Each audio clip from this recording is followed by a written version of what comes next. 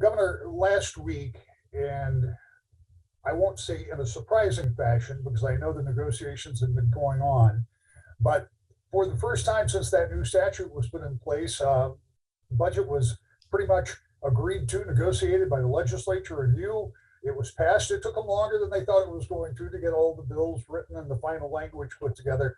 But nonetheless, a much better outcome than we've seen in some budget years. Tell me, before we get into the nuts and bolts, why, beyond the fact that there was plenty of money, why do you think this budget process worked as smoothly as it did, even though I know it was still difficult? Well, I think, obviously this is an election year. I think a number of the folks in the legislature were eager to get home into their districts, understandably so. Maybe that was a motivator, but I also know that there was a real commitment to living up to the statutory requirement that this get done by July 1st. It's the first time that they've delivered a budget on time and we were able to negotiate it. And I think it was, as always, tough negotiations, but ultimately we got it done. It's another bipartisan budget, one that's done on time, one that can give our students and our educators the kind of support that they so desperately need coming out of these incredibly disruptive couple of years. And so I'm proud of the work that we got done. We still have a lot of resources to deploy. There's still potential for getting some relief to people who are struggling with the bills and inflation. So I remain eager to start that negotiation, but as the legislature's on their summer break, I am glad that we were able to get this done when we did, so that schools know what they're working with as they're finalizing their budgets. Same for municipalities and frankly, in all parts of our economy. Well, it's remarkable because there is about $7 billion that will still be available to do whatever you and the legislature decide you want to do with it after a record budget was passed. And that just speaks to the amount of money that has come into the state coffers as well as federal money. So there is one issue, but I want to talk about schools for a moment. I'm going to throw this out there, and I hope I've got this number right. The school aid fund is going to be north of $19 billion. Is that right? I believe that's accurate. Yeah. So, I mean, that is a big increase for schools, and every elected official that I've talked to in the last 25 years has always said we need to get more money to the schools. Hasn't always happened, but that's always been a goal. When you look at that school aid fund, what does that represent in added ability for schools, do you think? Well, so we've done a couple of things in this last couple of years that I think are so important. Number one, every year I've been governor, we've made a record investment in public education. This is something that, as a parent of two girls who went through the public education system, as a product of it myself, I know how hard the job is of educating kids. And so making sure that we're making the investments, the wraparound supports, the investments in the teachers and the parapros and the bus drivers, everyone who makes our schools work. They have been through a lot. And frankly, there are a lot of people leaving this important profession.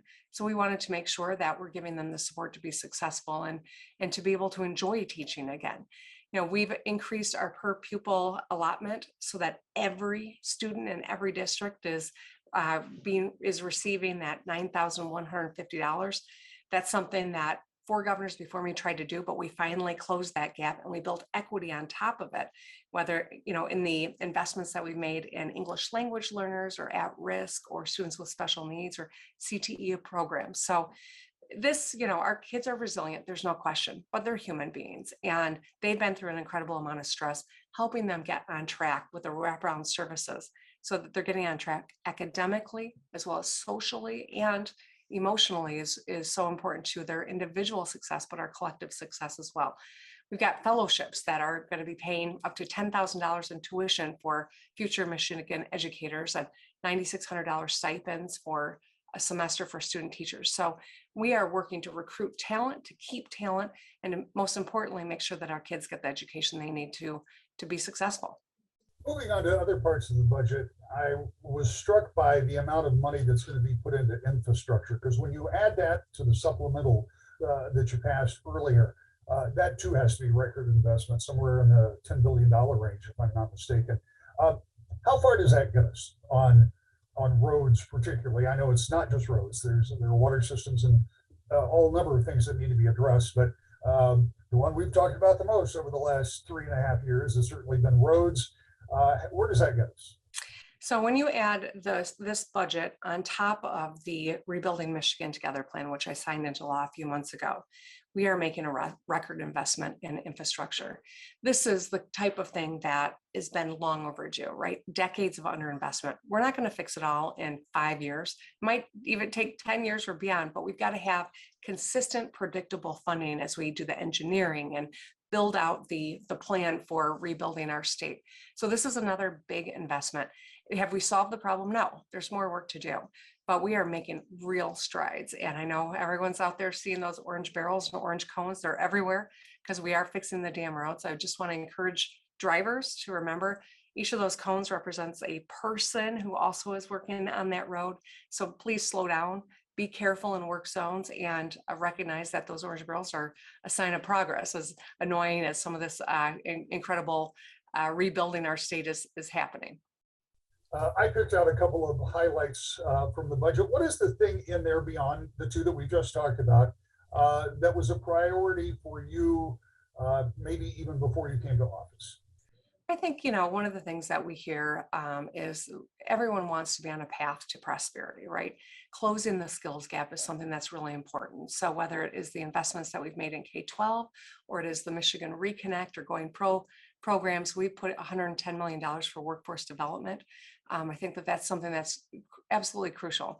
As we talk to employers and potential future employers in Michigan, they're always wanting to talk about talent.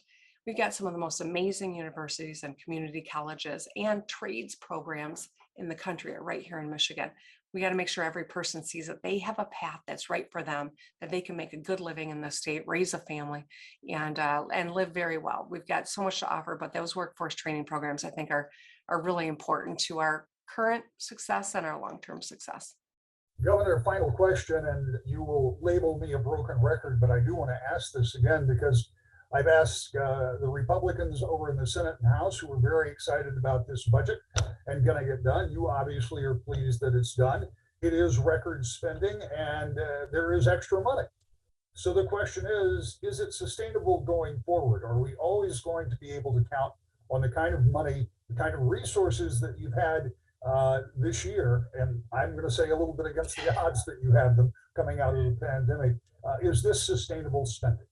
Oh, well, of course it's not. I mean, I think that there are things in here that this budget is sustainable, but these additional $7 billion that we've left on the balance sheet, these are one-time funds. We've got to be really strategic as we utilize them. And so whether it is perhaps a tax rebate for people so that they can get a little relief as everyone's confronting inflation and gas prices, or it is some of the economic development potential investment we can do to bring jobs and lock industries into the state. These are all important ways that we can utilize these dollars. I'm eager to negotiate with the legislature when they return from their break. All right, Governor, thank you as always for your time. Thanks, Rick.